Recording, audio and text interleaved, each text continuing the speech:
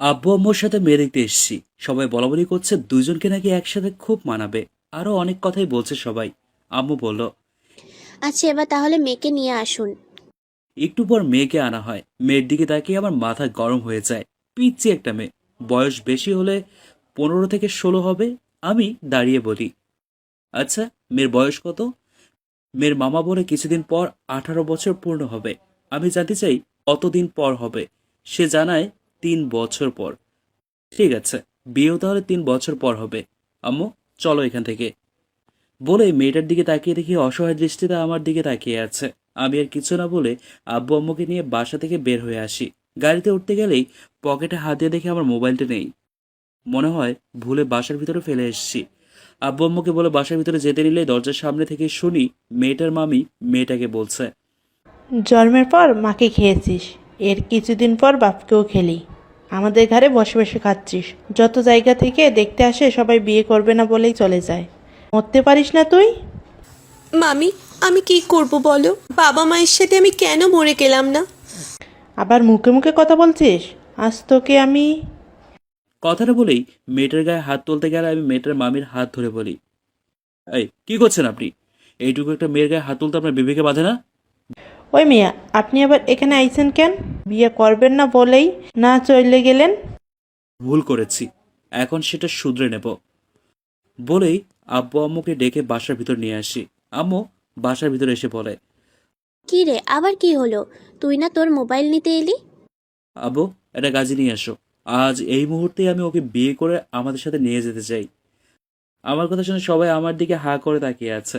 মেয়েটার দিকে তাকাতে দেখি চোখে মুখে হাসি ফুটে উঠেছে। আম্মু বলল, কি হয়েছে রাজ? হঠাৎ এমন সিদ্ধান্ত নিলি কেন? পরে সব বলবো আম্মু, এখন যা বলছি তাই করো। এরপর আম্মু আব্বুকে বলে কাজে নিয়ে আসতে। আমি মেয়েটাকে বলি, তোমার যদি কোনো সমস্যা না থাকে আমার সাথে আর একটু আলাদা কথা বলবে।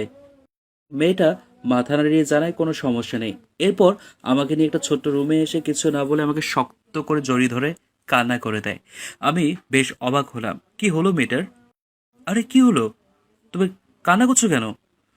মেয়েটা আমাকে জড়িয়ে ধরে কান্না করতে করতে বলল, আমি আর এখানে থাকতে চাই না। এখানে থাকলে ওরা আমাকে বাঁচতে দিবে না। আমাকে আপনার বাসার চাকরানি করে রেখেন, তবু এখান থেকে নিয়ে চলুন। কারা বাঁচতে দেবে না তোমাকে? হুম? আর আমি তোমাকে আজই নিয়ে যাব। আমার মামা মামি আর তাদের ছেলে মেয়েরা। কেন? ওনারা তোমার সাথে এমন করে কেন? আমার আব্বু মারা যাবার পর মামা মামি ভেবেছিল আমার আব্বুর ভাগের সম্পত্তি তারা পেয়ে যাবে আমাকে তাদের কাছে রাখলে। তাই আমাকে নিয়ে আসে। কিন্তু আমার চাচ্চুরা যখন দিতে রাজি হয়নি, তারপর থেকে মামি আমাকে কাজের মেয়ের মতো খাটায়। ঠিকমতো খেতেও দেয় না, আর একটু ভুল করলেই গায়ে হাত তোলে। আচ্ছা, এখন আমাকে ছাড়ো। চোখের পানি আর নাকের পানি দিয়ে তো আমার শার্ট ভিজিয়ে ফেলেছ। সরি, আমি বুঝতে পারিনি। ঠিক আছে। আচ্ছা, তোমার নামটা কি? আমার নাম নূপুর। আর আপনার? আমি রাজ, রাজ চৌধুরী। আচ্ছা, এখন চলো, আব্বু মনে হয় চলে এসছে। কথাটা বলে নূপুরকে নিয়ে চলে আসি বাহিরে। আব্বু কাজী নিয়ে চলে এসছে। এরপর কাজী সাহেব আমার আর নূপুরের বিয়ে পড়িয়ে আমাদের জন্য দোয়া করে চলে যায়। আমি নূপুরকে নিয়ে চলে আসি বাসায়। ওনাদের বাসায় এসে আমি হাঁ করে তাকিয়ে আছি। ওনাদের বাসায় এসে আমি হাঁ করে তাকিয়ে আছি। এটা কি বাড়ি নাকি রাজপ্রাসাদ? আমি পুরো বাড়িতে চোখ বুলাচ্ছি।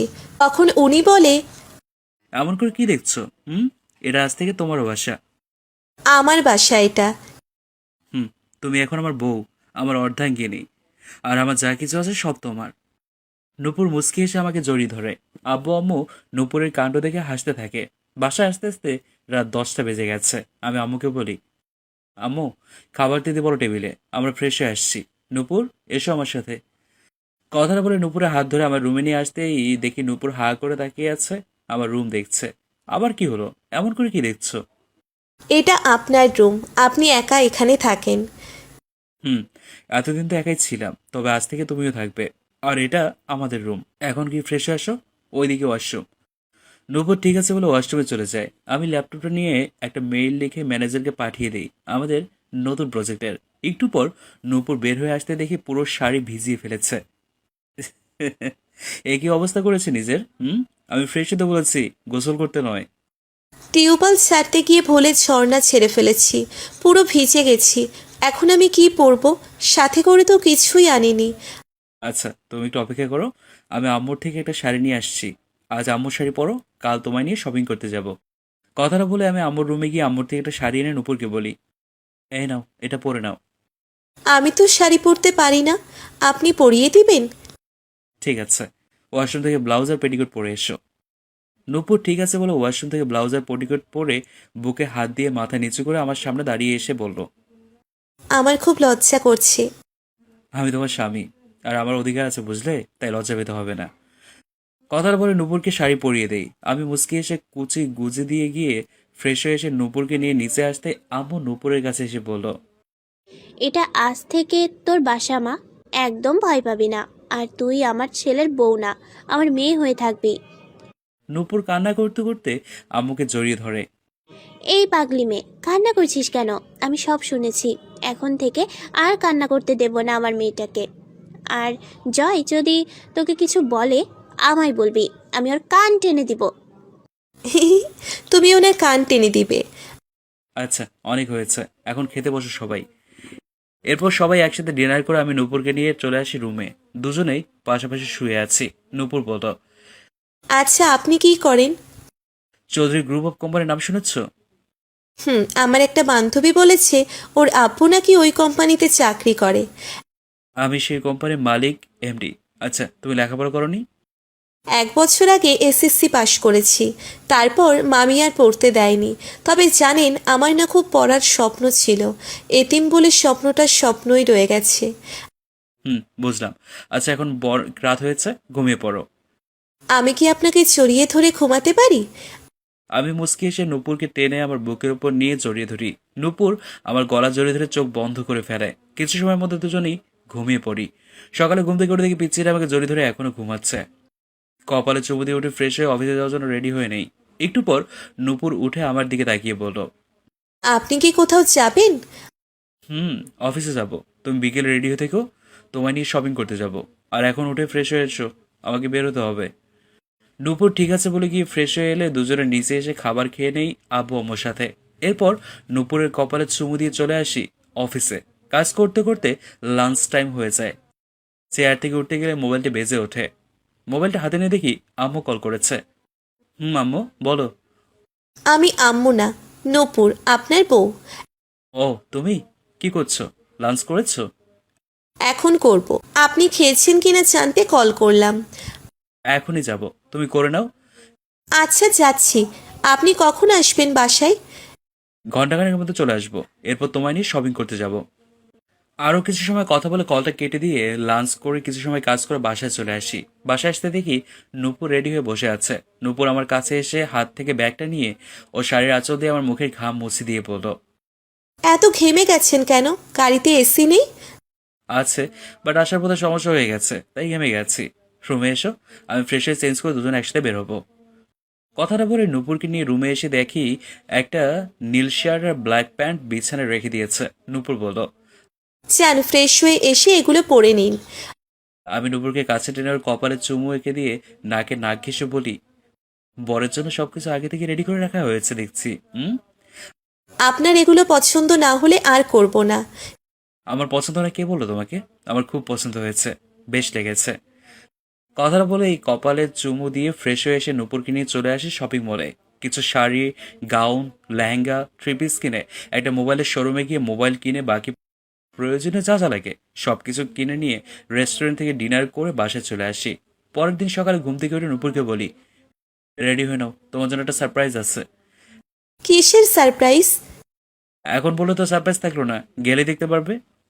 এরপর রেডি হয়ে দুজনে চলে আসি কলেজে। নূপুর বলল, এটা তো কলেজ, এখানে কেন এসেছি? আমার বউয়ের স্বপ্ন সত্যি করতে। আজ থেকে তুমি আবার লেখাপড়া করবে।